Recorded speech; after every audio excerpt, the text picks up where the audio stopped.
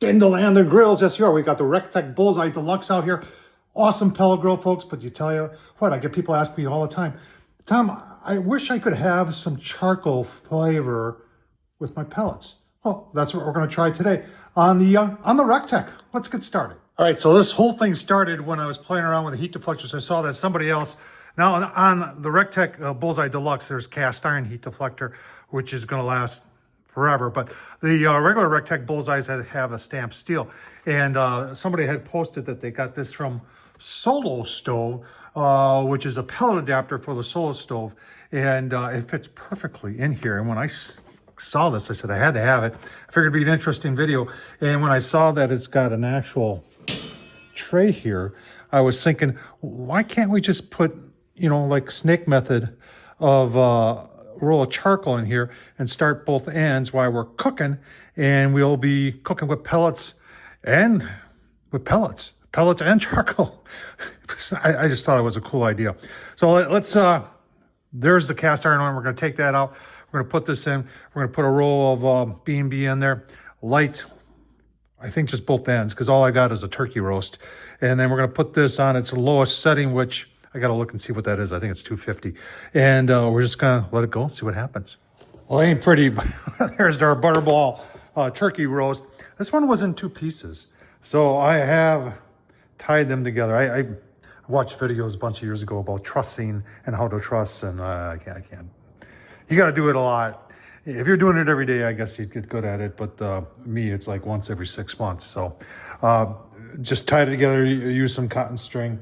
I have some bacon left over here, and I was thinking about just draping some bacon and using some toothpicks to hold them in place, just to hold the moisture into the turkey breast here so it stays moist. Fire for effect from Burn Pit Barbecue. This stuff is very, very good. Sweet heat. Very nice. All right, so I did a bacon wrap just on one half of it. I didn't want to open up another pack to go all the way around. That probably would have been the proper weight, but then I'd have a half a pound of bacon left over. And nothing wrong with that. It's just that I didn't want to open up another pack. So toothpicks, because it's going to curl up. Yeah, I know, the porcupine turkey, I guess we can call it. Bacon wrap porcupine turkey. There you go. What? That'll get some views.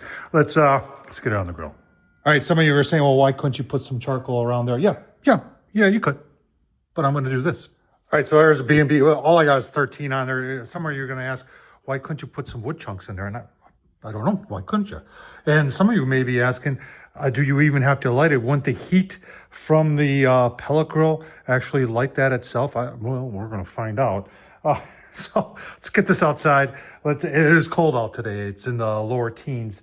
We're going to fire up the Recteq, put this on, and show you my roast. In fact, I tell you, go take a look at my roast, and then we'll get it on. See what happens. All right, so 225 is what we've got. Just take a look on the inside here. I did light the charcoal. You can see that end and that end, and we're just going to see what happens here. I am going to put a pan on top of there to catch any drippings, because I got that bacon on there, grate on. Then I'll put it on, let it go for maybe an hour and a half, and give you. Let's take a look, see what the turkey roast on. It's only been on for 5 minutes or so. This is more about concept, seeing if this is actually going to work with this grill. Then I have other ideas when it comes to using charcoal with this, because remember, it's not 22-inch, and there's a whole lot of accessories out there that might work on there. So you can see our charcoal there and there. They're definitely starting to ash over.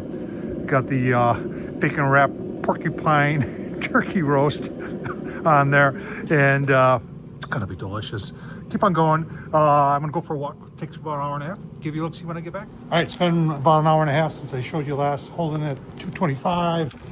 Doing a great job. Let's see how the charcoal's doing.